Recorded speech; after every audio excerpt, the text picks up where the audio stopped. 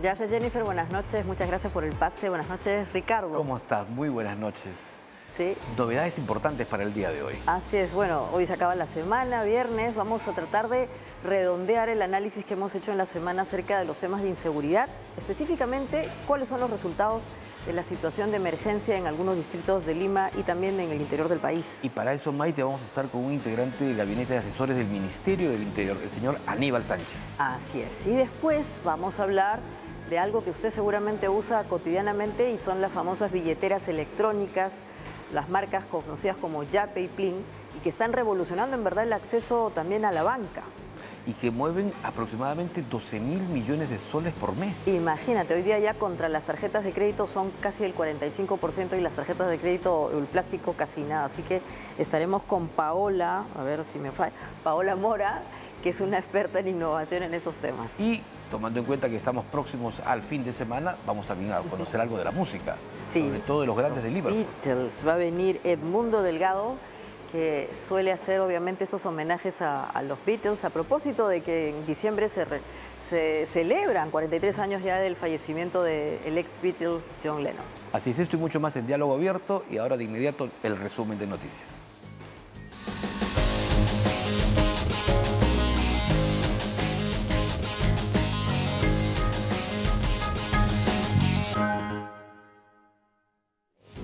Ya, de acá no me paro. Es un operativo de manera integrada, articulada entre la Fiscalía de Prevención de Delito, conjuntamente con la Policía Nacional de Perú, en el marco del estado de emergencia, a fin de prevenir delitos de receptación, hurto y robo. De aquellas personas que han sido traídas, hay 37 extranjeros, 32 en estado regular y 5 en estado irregular. 4 requisitoriados, 2 bandas desarticuladas, una dedicada al gota a gota, y una banda también últimamente ha sido intervenida con material pirotécnico que era transportado en vehículos sin ningún tipo de documentación. Y la decisión que he tomado es buscando equidad y justicia a la interna, porque yo soy ministro de todos, no solo de un grupo. No era justo que este grupo que hoy reclama reciba un aumento de 1.100 soles, como están aspirando prácticamente ellos, y otro grupo pequeño, los menos favorecidos, que son los técnicos, reciban solo 50 soles. Estamos tratando de conseguir el presupuesto que falta. No olviden que para subir el sueldo a los trabajadores de salud, el gobierno está invirtiendo más de 1.100 millones de soles. Nos faltan 216 más y estamos consiguiendo y gestionando el presupuesto. El Congreso ojalá nos ayude. Es un tema que el tribunal ha considerado que no tiene ningún vicio, que de repente es una medida que algunos han considerado extrema, inconveniente, no la más adecuada, pero a fin de cuentas es compatible con la Constitución. Ya se dijo también de que hay un derecho a ser elegido, pero no hay un derecho a ser reelegido. Y esa definición se ha trasladado nuevamente a esta decisión, que era una decisión esperable. Muy bien, Ricardo, vamos a empezar de una vez. Así es, hablar sobre la seguridad ciudadana, sobre la percepción que tiene la gente también. Y está por eso con nosotros esta noche Aníbal Sánchez, miembro del Gabinete de Asesores del Ministerio del Interior. Muy buenas noches. No, buenas noches, muy buenas noches. Un gusto estar acá y un saludo a todos los televidentes. Exactamente. Y bueno, para ir al punto, ¿qué resultados se están dando ahora directamente respecto de esta situación de emergencia en Lima? Hay controversia, algunos dicen que no ha servido de mucho, otros dicen que sí, hay, digamos, mejoras incrementales, por llamarlo de alguna manera. ¿Exactamente en qué situación estamos? Bueno, lo primero que hay que decir es que hay un conjunto de indicadores que ayudan a entender esta problemática, ¿no?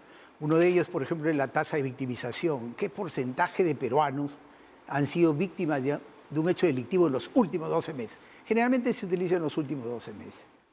Y otro indicador es la percepción de inseguridad. ¿Qué tan posible es que un ciudadano pueda ser víctima de un hecho delictivo, pero en los próximos 12 meses? Ya. Entonces, la sensación de miedo, esa sensación psicológica de temor. Y en el Perú, mire, un dato que es muy trascendente es que en las últimas 3 décadas, y especialmente en los últimos 15 años, la percepción de inseguridad no ha bajado del 80%. Es una percepción de inseguridad bastante alta. Sin embargo, en el último año, en este año 2023, la percepción de inseguridad ha bajado en 3,4 puntos porcentuales. ¿Ha disminuido? Ha disminuido este año 2023 respecto al año 2022. En el 2022 estaba en 85,2 y en el año 23 a julio está en 81,8. Ha disminuido en 3,4 puntos porcentuales en ese periodo. O sea, la gente tiene un poquito menos de miedo Un de salir a la calle. poquito menos de miedo. Y la victimización sí se ubica en 27,6%, es decir, cerca de 28 peruanos de cada 100 Ya. han sido víctimas de un hecho delictivo. Y estas cifras son muy importantes porque además hay que focalizarlas en el territorio. Y tenemos, mire, ustedes pueden ver ese cuadro que tenemos al frente. 6 regiones del Perú tienen las tasas más altas de victimización. Mire, ahí tenemos a Puno, Tacna, Lima Metropolitana, Callao, Madre de Dios y Cusco. Exacto. Entonces, eso implica que hay que darle una visión y eso entra en los planes, porque hay que ir distinguiendo el comportamiento de los delitos dependiendo de las regiones. Y mire, hay 13 regiones del país que tienen tasas de victimización menores a 21%. Así es. Entonces, de 21 a menos. ¿Eso qué indica? Que hay regiones que definitivamente están viviendo, si bien existe una cuota de delito, los niveles de victimización son mucho más bajos. ¿Y qué van a Entonces, hay que focalizar Sí, señora la intervención Aníbal, del Estado ¿y qué van a hacer justamente en esa- con esas 13 regiones donde sí es alta la victimización? Así es. ¿Estados de emergencia? Claro, bueno, en realidad esta declaratoria de estados de emergencia en 2 distritos de Lima, ahora son 4 con el cercado del INSE, y Sullana, definitivamente es una medida excepcional Así es. frente a una circunstancia difícil de crecimiento de la delincuencia. Y este tema de la declaratoria de emergencia se va evaluando día a día. Y hay 2 formas de evaluar el impacto de la declaratoria de emergencia. Uno es utilizando los indicadores de la policía, porque la policía registra todas las denuncias y todos los delitos que llegan a las unidades policiales. Y se compara con el mes anterior. Y esas cifras vienen disminuyendo. El índice de victimización, el índice de inseguridad en San Juan del Lurigancho, en San Martín de Porres, e incluso en el cercado de Lima y Lince, en este periodo de emergencia ha disminuido. ¿Y cómo, de alguna manera, consistenciamos esos datos? A eso sirven las encuestas, que cubren todo el territorio. Y una encuesta que hemos hecho con Ipsos hace poco nos señala de que si en los últimos 12 meses el filo de la declaratoria de emergencia, la victimización estaba en 47%, durante el periodo de emergencia ha bajado a 16% en San Juan del Lurigancho y a 18% en San Martín de Porres. Es decir, tenemos 2 indicadores, uno de las encuestas y otro de los registros policiales que nos están indicando que de todas maneras el efecto que tiene la declaratoria de emergencia ha sido positivo. ¿Qué significa victimización? Que hayan sido víctimas de un delito, de un robo, de un hurto. De un Así es, de cualquier tipo de delitos, la persona que en los últimos 12 meses ha sido víctima de un hecho de esta naturaleza es una persona que es una víctima de un delito. ¿Secuestros también está incluido ahí? Está incluido todo tipo de robo de dinero, cartera celular, el intento de robo, la estafa, el secuestro, la extorsión, las amenazas e intimidaciones, incluso la ofensa y maltrato sexual. Todo ello está dentro de dentro del paquete de tipos de delitos que afectan a los ciudadanos, ¿no? Entonces, ese es un indicador que se acerca mucho al nivel de la criminalidad de un país, de una región, de una ciudad. Y es el que utilizan todos los países. Y ahí, mire, usted tiene el comportamiento de la curva en los últimos 14 años, y vemos que hemos tenido tasas de victimización bastante altas. Señor, 40% en el año 2011. así es. Ahora, esto que suena bien y luce bien, al menos en la estadística, ¿cómo se condice con esta situación particular que hemos empezado a ver en algunos distritos, en La Victoria, en el Agustino, de las bandas estas que se enfrentan y que entonces el comentario de la población es, y estamos en situación de emergencia? ¿Qué está pasando en este caso particular? ¿Cuál va a ser la acción específica? Obviamente es un problema de larga data, pero parece que se ha agudizado con la llegada de extranjeros. Así es. Bueno, la migración de venezolanos al país ha tenido un impacto muy fuerte en este tema. No olvidemos que Venezuela prácticamente ha exportado cerca de 7 millones de venezolanos que han salido en condición de pobreza a buscarse otro futuro en otros países. Y una parte en el Perú y Colombia. El 50% de inmigrantes venezolanos están en Colombia y Perú, de los que han salido a todo el mundo. Y es evidente de que tras ese esfuerzo por salir a buscarse un nuevo futuro, también se han filtrado pues bandas criminales. y eso no se puede negar. Y eso se refleja mucho con el grado de violencia, con las intervenciones en una serie de delitos, trata de personas, sicariato, que se está viendo en la ciudad. Pero definitivamente para eso está actuando la policía y para eso están los planes, y justamente el sector interior tiene su plan de seguridad que ha sido replanteado con una serie de ingredientes adicionales que vienen de la propia información, el Plan Perú Seguro al 2026, que está en plena implementación. Antes de ir con el plan, que es importante, me gustaría, porque, a ver, si tenemos una tasa de victimización menor en los últimos meses, ¿cómo entender que las primeras portadas de los diarios, de los noticieros de televisión, el conversar de la gente sea siempre sobre el tema de la seguridad, o mejor dicho, de la inseguridad? Bueno, hay dos factores. Uno es justamente haber sido víctima, y hay un porcentaje de peruanos que han sido víctimas, y otra es la alta percepción de inseguridad que también existe. La percepción de inseguridad que hablábamos al inicio es superior al 80%, es decir, el 80% de peruanos presienten que podrían ser víctimas de un delito en los próximos 12 meses. Esa sensación de inseguridad también influye en todos estos aspectos que tienen que ver con la seguridad. Por eso hay que hacerle el seguimiento a ambos indicadores permanentemente, ¿no? Y también, lógicamente, a las denuncias que van a las diferentes dependencias policiales, porque ayudan mucho en el territorio, en los lugares más alejados, en los distritos, en los barrios. Ahí no llegan las encuestas. Entonces se utiliza la estadística policial. ¿Y se ha disminuido el robo de celulares, por ejemplo, luego de la aplicación de Mire, esta norma? los indicios que tiene la policía hasta este momento con las medidas que se han implementado es hacia una disminución del robo de celulares. E incluso los puntos de venta en algunos lugares de Lima metropolitana. La Cachina, la Avenida Argentina. Claro, en la Cachina, los diferentes lugares han disminuido las exhibiciones incluso de los equipos. Entonces, algo está pasando y eso se va a ver en las próximas cifras, porque esto no es una cuestión inmediata. Tiene un proceso y es evidente que tiene que dar resultados, ¿no? Ahora, señor Sánchez, otra cosa interesante en esta situación ha sido estos módulos de flagrancia. Sí, ¿Qué claro. tal están funcionando? ¿Y se podrían de alguna manera multiplicar en otras zonas? Por ejemplo, en Gamarra. El otro día hablábamos con una dirigente ahí y le mencionábamos si era posible que se generen estos módulos para que eventualmente cuando agarran, como se dice, al delincuente con las manos en la masa, empiece todo el proceso que eventualmente lo castigue, ¿no? Lo lleve a prisión. Yo creo que la alternativa que tiene la justicia con los módulos de flagrancia es muy buena. Esto va acompañado con los presupuestos porque implica además la conjunción de todas las instituciones que administran justicia. La policía, que es la primera instancia, digamos, en combatir el delito, en prevenir, en investigar. Está la Fiscalía, está el Poder Judicial y está la sanción inmediata a una persona que ha infringido la ley, que es lo que espera el ciudadano. El ciudadano está esperando justicia. El ciudadano está esperando que de alguna manera se resarce el daño que ocasiona la ocasión de un delito, ¿no? Entonces, los módulos de flagrancia que ahora están avanzando en su implementación implica también tener una estrategia de presupuestal, el acompañamiento de los recursos humanos, fiscales, jueces, policías, los laboratorios de criminalística, porque también tienen que estar a la mano, porque acuérdese de que acá las sanciones no deben pasar de 72 horas, ¿no? Así es.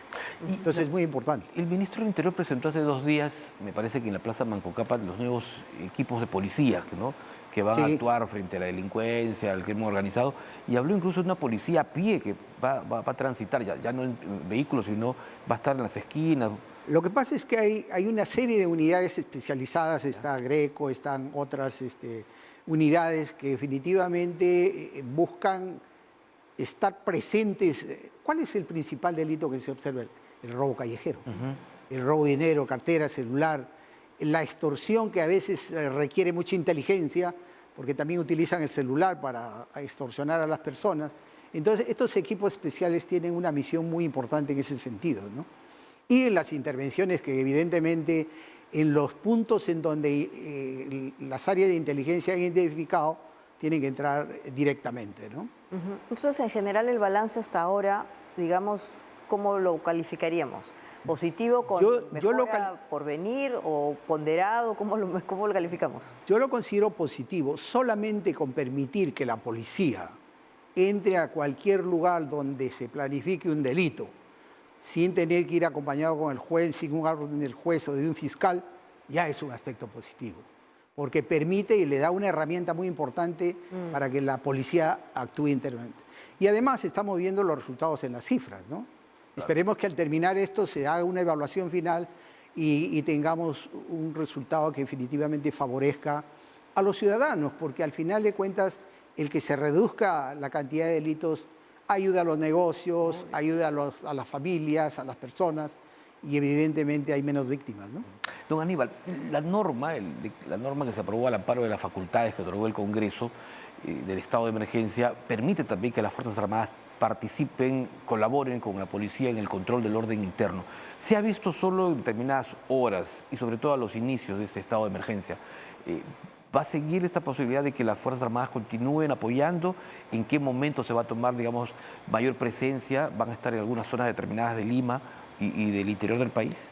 Yo creo que esos aspectos van a entrar en una evaluación muy exhaustiva. ¿Ya? La policía hará sus informes correspondientes, son ellos los más llamados a abordar esta ¿Pero actualmente temática. están participando los militares en las operaciones nocturnas? Siempre hay apoyo de las Fuerzas Armadas, pero principalmente quien lleva adelante y le toma la iniciativa es lógicamente la Policía Nacional, que tiene la responsabilidad además de asumir este reto. Y lo están haciendo cotidianamente, se han desarticulado bandas, se ha reducido en 29% la incidencia delictiva en San Juan del Lurigancho, en San Martín de Porras, en Sullana, en el cercado de Lima. Y estoy hablando de los principales delitos, el robo, el hurto, la extorsión, los homicidios. Entonces, yo creo que esperemos un balance positivo y evidentemente el gobierno tomará las medidas más eficaces para trabajar hacia adelante, ¿no? Y un aspecto que quisiera añadir, si me permite, el Ministerio del Interior desde el mes de marzo, una vez que pasaron ese oleaje de violentas protestas que hemos tenido, desde el mes de marzo se planificó 2 estudios. Una encuesta que permita recoger la percepción de los ciudadanos de cómo está la policía, de su desempeño, de la confianza, del grado de protección, de qué cosas requiere la policía en la visión del ciudadano, datos muy importantes que han enriquecido el plan Perú Seguro, que se tiene hasta el 2026 y que definitivamente hay que irlo actualizando también en la medida que también las condiciones van cambiando. Usted sabe que el delito se va metamorfoseando y en cualquier momento cambia de fisonomía. Y un segundo estudio es un censo de percepción y autopercepción policial, es decir, tener la visión interna, institucional.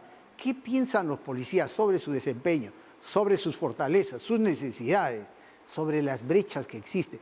Y esto definitivamente genera el alimento cuantitativo para que varios grupos de trabajo elaboren las estrategias, los planes que enriquecen esta visión. ¿Y al 2026 cuántos policías vamos a tener?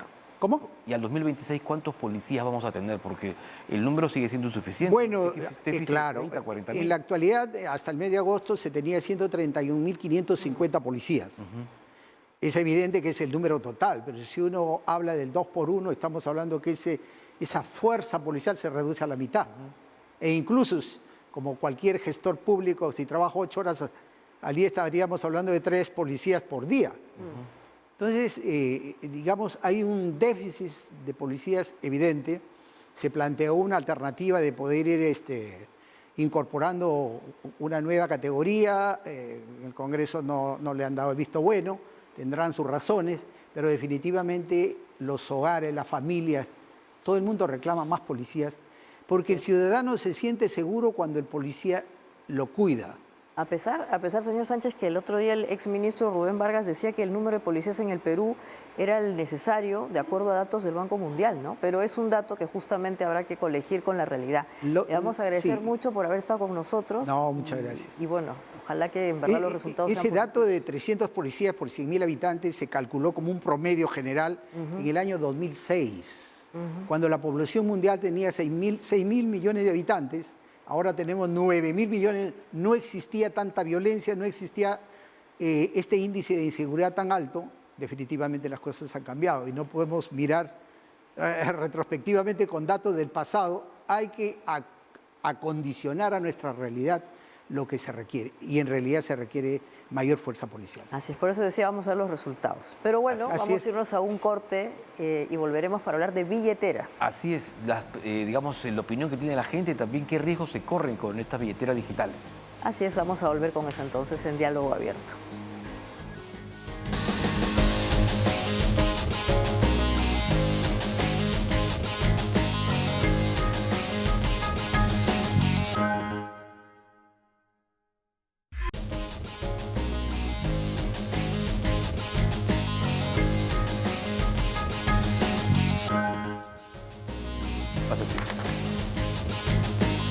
Volvemos a Diálogo Abierto aquí en TV Perú para hablar ahora sobre las billeteras digitales, estas muy conocidas que diariamente usamos no solo miles, sino millones de peruanos. Así es, cerca de 11 millones de personas ya están utilizando mensualmente uno de estos modos de pago que en verdad han venido a revolucionar también la bancarización, Ricardo. Sí, Maite. ¿No? Para poder tener justamente acceso a estas billeteras necesitamos tener contacto con una entidad bancaria, incluso hasta las cajas rurales me parece que ya pueden ahora usar también las billeteras y estamos con Paola Mora, que es experta en estos temas, para que nos comente la evolución de este sistema. Claro que sí, mucho gusto, gracias por este espacio. Bueno, la verdad es que todo lo que tiene que ver con billeteras digitales es una respuesta a una necesidad del mercado. A partir de la transformación digital que vivimos, o ese empuje en la transformación digital que vivimos en la pandemia, los consumidores que no podíamos acercarnos muchas veces a comprar cosas, empezamos a pedir el famoso delivery y también empezamos a necesitar formas más ágiles y sin contacto de generar esas transacciones, porque también en algún momento recordemos que no sabíamos cómo mismo es que iba esto del COVID. Entonces, la transformación digital o el impulso a la transformación digital que se presentó a través de esa necesidad en el mercado ha hecho que los consumidores demanden nuevas formas de pagar más rápido, más ágil y más seguro. En el contexto latinoamericano hay un empuje muy fuerte que también nace a partir de la inseguridad. Escuchamos todos en las noticias constantemente que comerciantes o personas, digamos, sin tampoco grandes cantidades de dinero que van llevando en la calle, son asaltadas y pierden su dinero.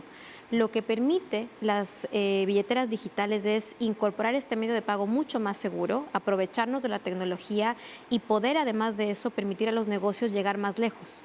Porque muchos de estos medios de pago también se pueden conectar con herramientas como e-commerce, como herramientas digitales que permiten ventas para diferentes comercios, que ayudan también en ese sentido al crecimiento. Claro, ahora se han asociado a tal punto que podemos pagar con cualquiera de estas billeteras electrónicas los servicios básicos, esenciales. Totalmente de acuerdo. A ver, lo que pasa es que las billeteras son en esencia un modelo de negocio de plataforma, que lo que hacen es encontrar un espacio para que haya una interacción para resolver una necesidad o intercambiar, en este caso, dinero, ¿no? Entonces, existen billeteras, por ejemplo, como Yape, que es una de las principales en el país, que ya con un volumen de más de 12 millones de usuarios, tienen tal cantidad de personas que pueden empezar a mover más cosas. Por ejemplo, aparte de pagar los servicios, tienes la posibilidad de acceder, ellos tienen una tienda internamente en su página que es asociada con tiendas F, pero te dan beneficios adicionales, descuentos adicionales. Plin y Yape se caracterizan también por generar beneficios especiales para sus usuarios. Hay tiendas que cuando pagas con Yape, cuando pagas con Plin, te generan beneficios adicionales. Entonces, vas generando una cadena, un ecosistema en donde al usuario final le vas permitiendo generar, una vez más beneficios. Claro. Y en el caso de que seas una tienda o un comercio, por ejemplo, cuando tú generas tu página, tu e-commerce con Shopify, por ejemplo, con Woo, que son una de las plataformas que están en el mercado para que tú como pequeño empresario puedas crear tu tienda virtual, una de las opciones es justamente eso, que no solamente la gente pueda pagar con la tarjeta de crédito, que era lo más tradicional hasta hace un poco de tiempo, sino que también hagas uso de estas famosas billeteras y lo hagas de manera muy segura, porque una cosa que también es muy atractiva para la gente que, claro, no son todos los perfiles, porque algunos dicen, no, tecnología no quiero, y como que le tienen un poquito de respeto, pero aquellos que ya han explorado un poquito más se dan cuenta que hay mucha seguridad en todas las billeteras digitales, o al menos en las principales, y permiten mucha facilidad.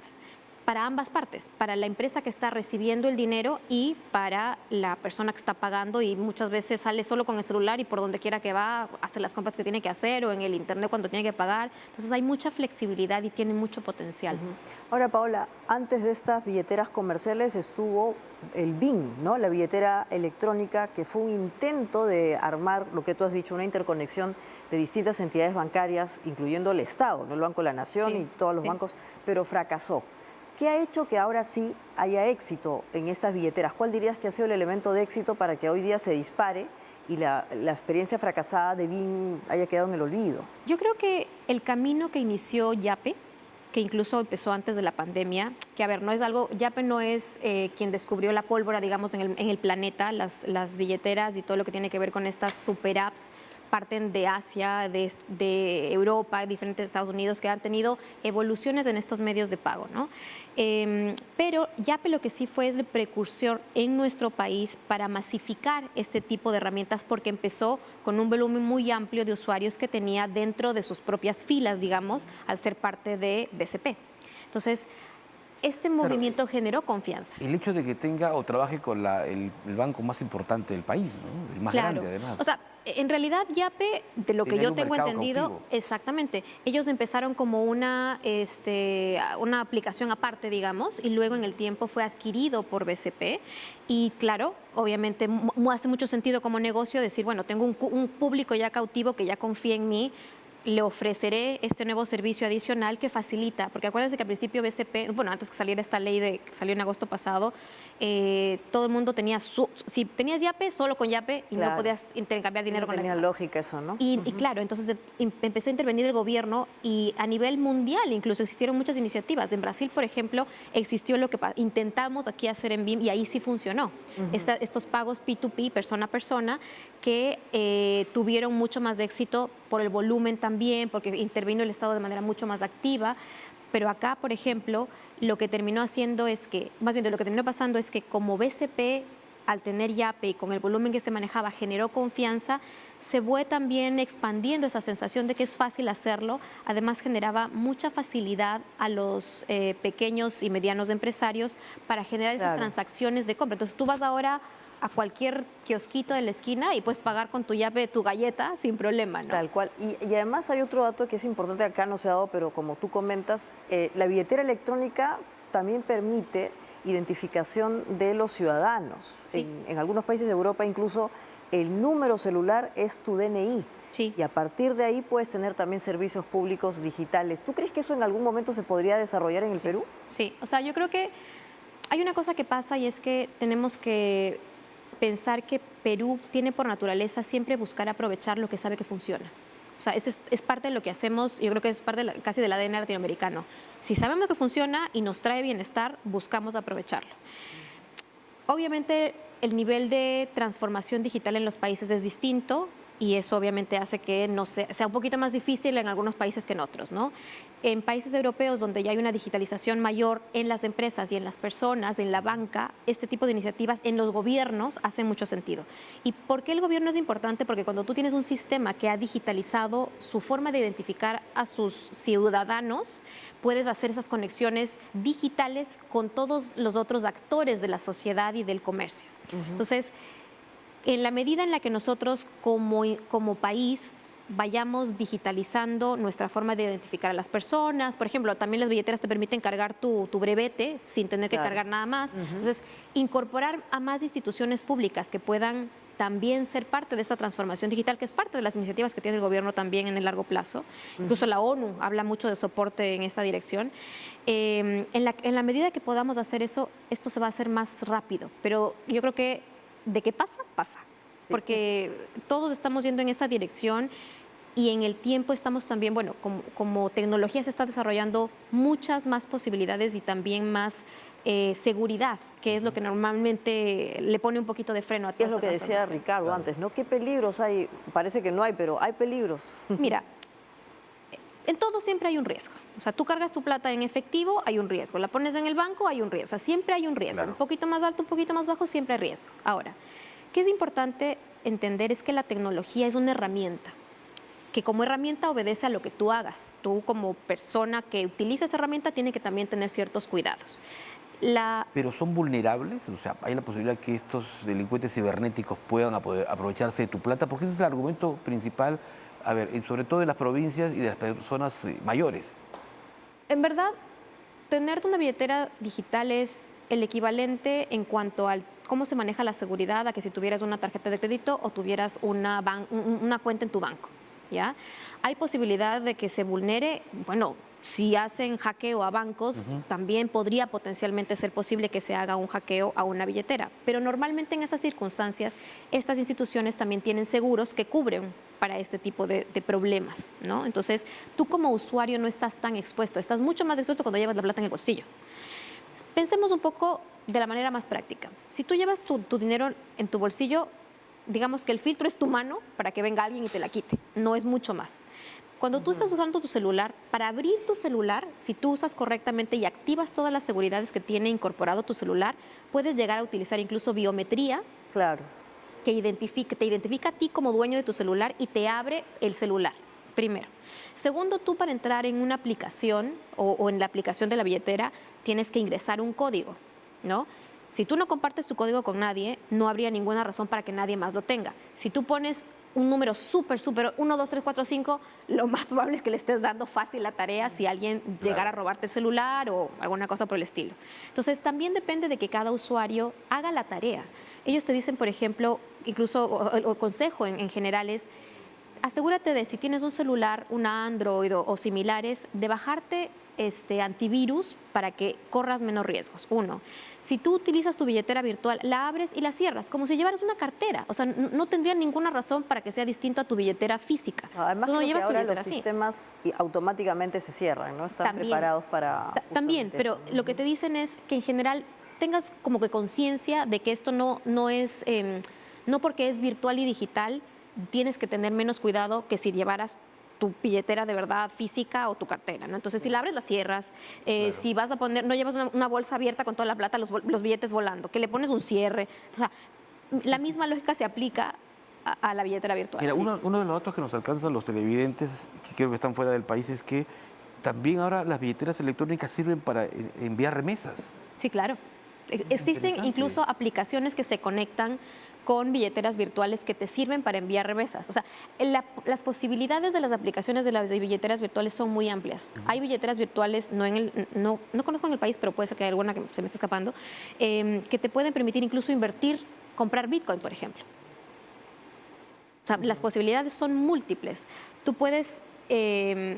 yo me imagino que es el futuro o las tendencias de las billeteras virtuales son convertirse en lo que es muy común en Asia, que son las famosas super apps. Así es. En donde tú haces, o sea, el famoso ejemplo es WeChat, donde haces de todo, chateas, tienes tu Facebook, tu Instagram, todo metido ahí mismo, compras cosas, el dinero se genera, más bien se genera un ecosistema de economía circular ahí mismo.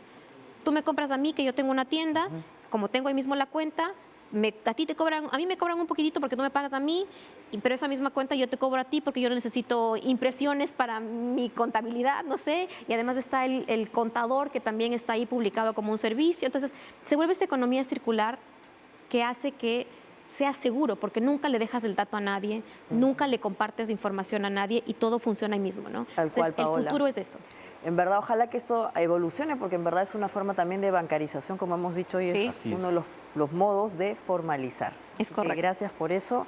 Y ahora, ¿con qué nos vamos, Ricardo? Vamos a ver una claquita importantísima que tiene que ver, justamente ahí la tenemos en pantalla, sobre cómo identificar, Maite, las zonas seguras y las rutas de evacuación ante emergencias. Así es, somos 33 millones unidos ante el fenómeno del Niño, y lo que tiene que hacer usted es identificar zonas seguras y de evacuación, que seguramente ya deben estar siendo claramente señalizadas. Labor que además le corresponde a las autoridades regionales y municipales. La señalización. Después del corte volvemos con el programa para hablar de los Beatles. Así es, del homenaje a los grandes de Liverpool, con quien vamos a conversar con un justamente artista que tiene que ver mucho con ellos. Así es, ya volvemos.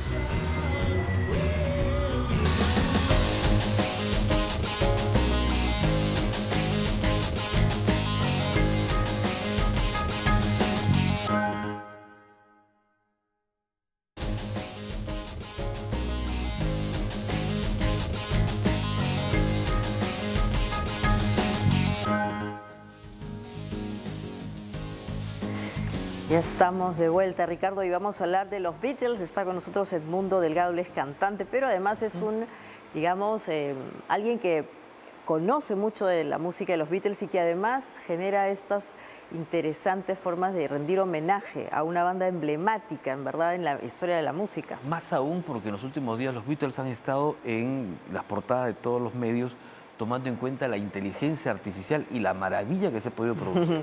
Sí, nos referimos a la canción esta que se ha rescatado, donde se puede apreciar la voz de John Lennon e incluso me parece también de George Harrison.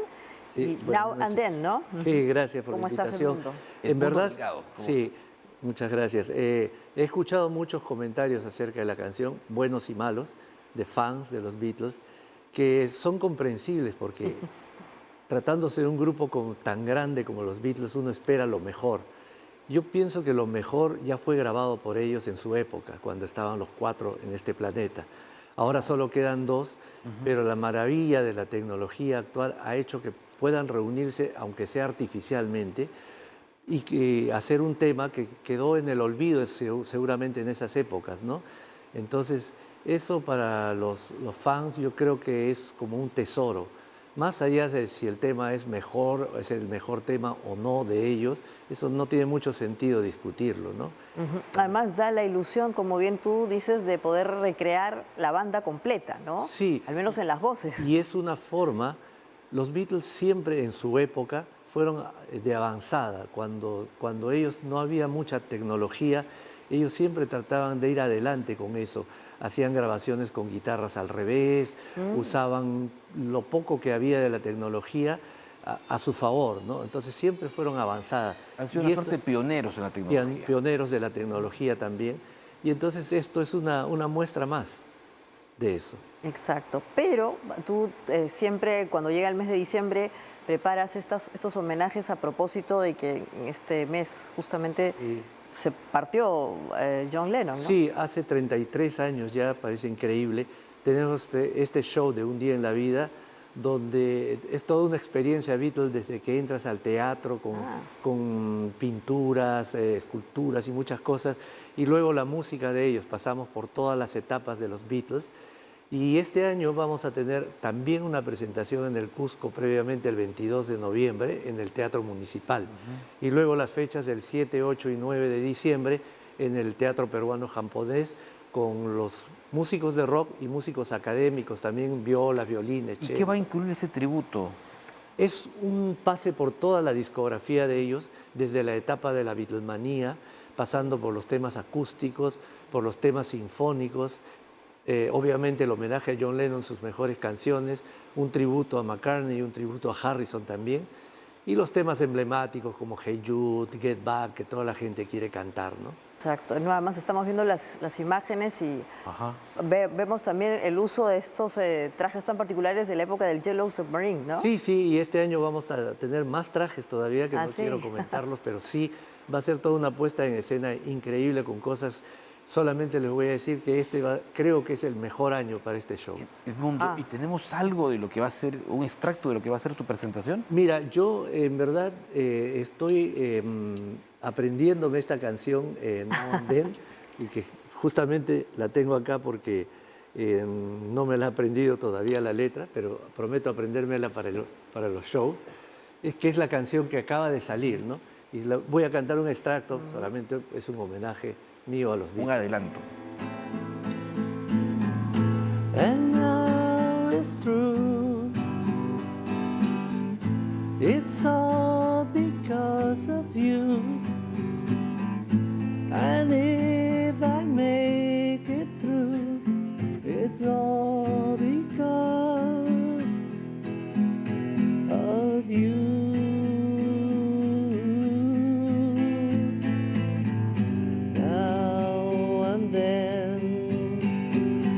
Miss you.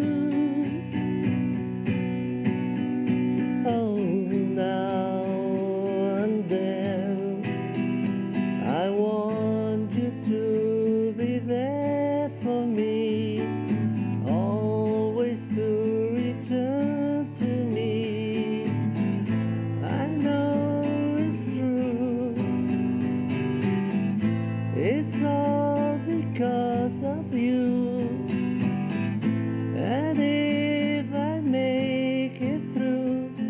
It's all because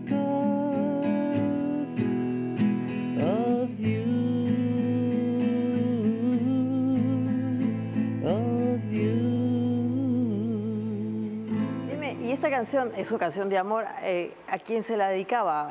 John Lennon, obviamente, a alguna pareja, Yoko Ono ha pedido los derechos de esta canción. Esa fue una etapa cuando John tuvo a Sean, su hijo, Ajá. y estuvo en esos 5 años apartado de todo, o sea, fuera de las giras, fuera de grabaciones con la disquera, pero en su casa, con el hijo al costado, él grababa demos en su piano, con una casetera de esas que todos hemos tenido, nada más, un micrófono y una casetera, siempre grababa canciones.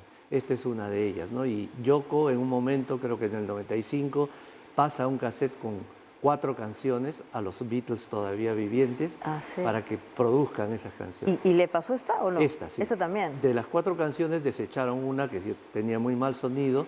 Esta la desecharon también porque no podían con el sonido y sacaron 2 canciones en el 95 de ahí, ¿no? Real Love y Free as a Bird.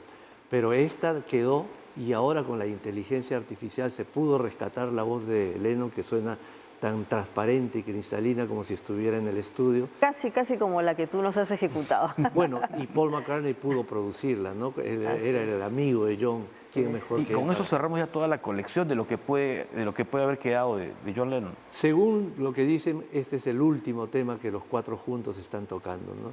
Yo no creo, yo creo que hay más todavía. Todavía, Sí, habrá que yo esperar creo un que sí. poquito.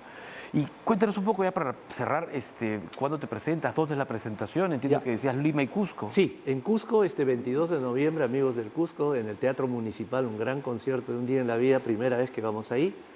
Luego el 7, 8 y 9, hemos ampliado porque antes eran 2 fechas nada más, este año Diciembre. son 3 fechas, ya las entradas se están vendiendo y ya quedan pocas entradas como siempre y gracias a todos los fans que nos han soportado 32 años con este espectáculo. Y luego, en febrero, nos vamos de gira por Estados Unidos. El 1 de febrero hacemos una gira por la costa este, para empezar. Qué fantástico. Bueno, en verdad, a través tuyo, la gente que gusta de esta música sigue pues justamente superviviendo al recuerdo de los Beatles, ¿no? Que ahora todavía, como dices, está vivo Paul McCartney y seguramente pues él nos regala más. ¿Alguna otra canción que te pidan más? Bueno, hay muchas canciones, pero ya normalmente las canciones son con la banda, pues, ¿no? O sea, Claro. los Beatles tenían una puesta en escena primero con ellos 4 y después ya con una orquestación que es la que nosotros llevamos al peruano-japonés. Vamos a tener un octeto de cuerdas Qué maravilloso. para algunos temas también, ¿no? Y otras sorpresas más. Estupendo, muy bien. Muchas Entonces, gracias a Edmundo así es, Delgado. Gracias a ustedes por la invitación, gracias por dar un espacio a esta música tan maravillosa que llena el alma, el espíritu y que cuando estamos en el escenario pues nos hace muy felices, no solamente de compartirla con el público, sino de tocarla como debe ser, con todos los instrumentos necesarios. Tal cual, y además vamos a, ojalá, escuchar música de Sir Paul McCartney, ¿no? Que También. ya es parte de la realeza. Sí, por supuesto, de los 4 Beatles. Muchas gracias. Muy bien. Muchas gracias. Vamos a una pausa, Maite. Así es. Vamos ahí y ya volvemos.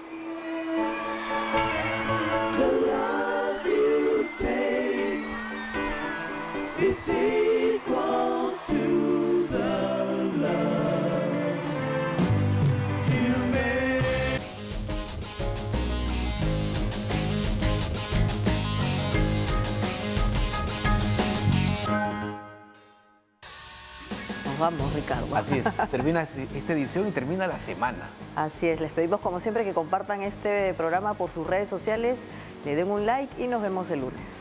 Hasta luego.